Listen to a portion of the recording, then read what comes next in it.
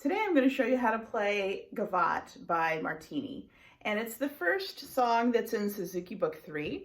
I'm first going to demonstrate the song to you, and then I'll give you some tips on how to play it. So first, I'm going to tip that down just a little bit so you can see more of my bow arm.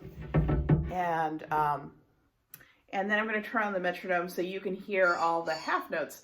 Students tend to rush the half notes in this song, so you want to listen for all the half notes to be 2 full beats and not to rush those at all. Okay, here's the metronome.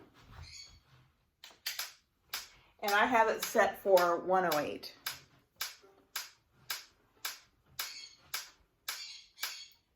One, two.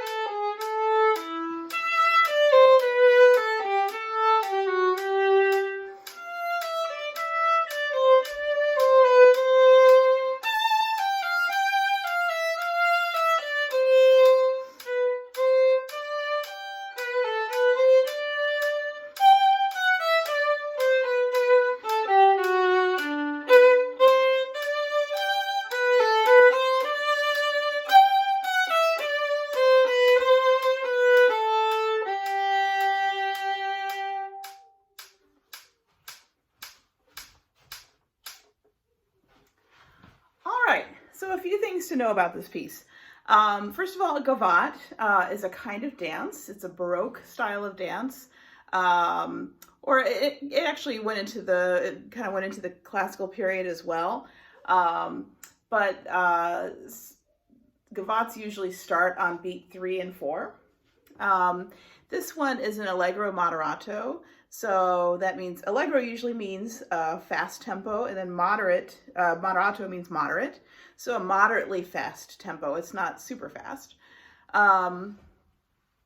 Let's see. Some other things to know about this. It's in a rondo form, and rondo means round, around. And so it starts with the theme like this.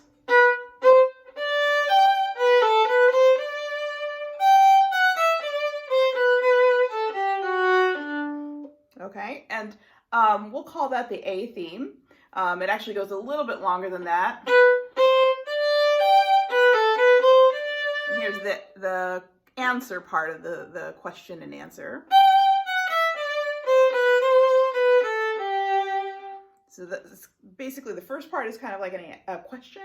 This part is like an answer. And that whole question and answer makes up the A theme. The next part is the B section.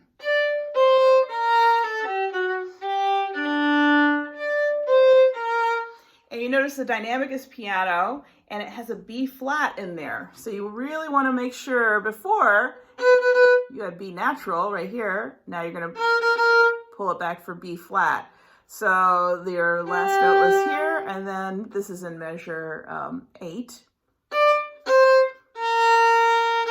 There's that B flat, but then F sharp, B flat. Okay, so watch out for that. But that's the B section. Then it comes back again to the A section. So basically the structure of the rondo is A, and then B, and then it comes back to A again, and then there's a new little theme, C, comes back to A again, and then D, then A, E, A, F, and then finally ends with A. So it's around because it keeps on coming back around to the A section. So as far as the bowing style in this, it starts out with 2 up bows. So I'm starting kind of near the tip here, but it doesn't have to be like extremely at the tip, but you know, the upper half. And it's mezzo forte, so I use a pretty good amount of bow. And you see that when I'm ready to play the down bow here, I am close to the frog. I'm past the balance point. And I use a full bow. And then for these accents, I use a very fast bow.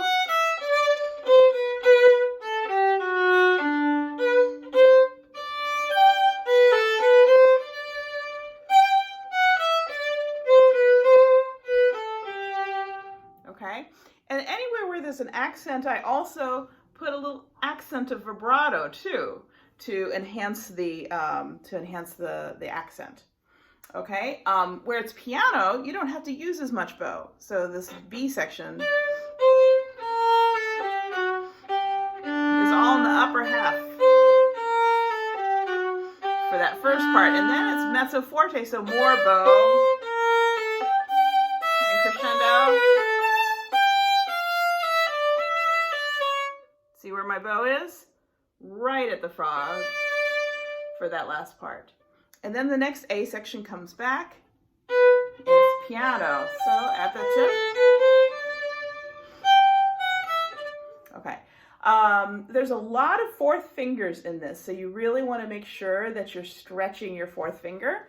So let's take a look right now at measure 25. So we just ended with a G, and keep that third finger down because it helps you to make a good frame and find that fourth finger, because it's basically, if it was on the same string, it would be a whole step apart, but it's a whole step displaced by 2 strings. Okay, so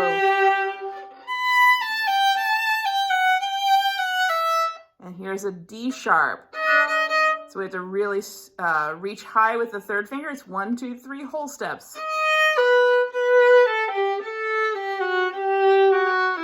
And it's even D sharp is a half step back, and then we have to reach up for the B, because if we played it a whole step apart, it's a wrong note. Okay, so it's 1.5 steps between the pulled back D sharp and the B right there. Okay, let's see if there's any other things.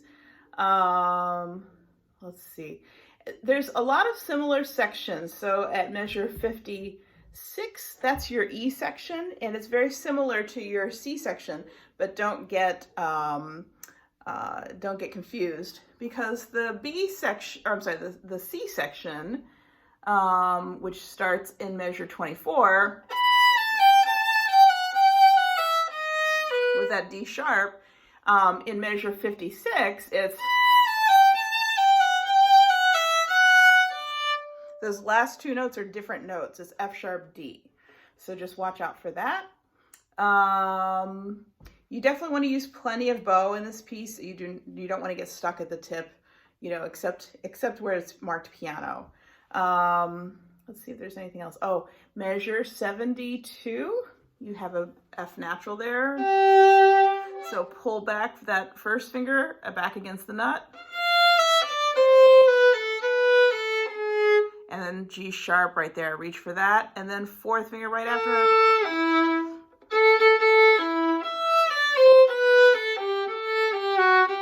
F natural again. Fourth finger.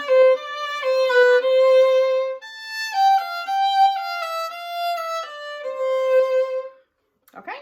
All right, well, hopefully that will get you started on this piece. I recommend anytime you're practicing a new piece for the first time, start in chunks. So you might start learning only the first measure through the middle of measure 4. And then when you get really solid at doing that, start on beat 3 of measure 4 and go until halfway through measure 8 and practice that a few times.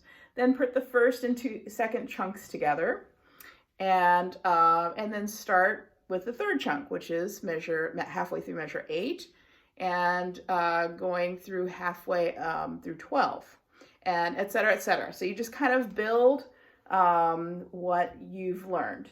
So you start with one chunk, do a second chunk, put those together, do a third chunk, do a fourth chunk, put those together, and then you can put those together with the first and second chunk.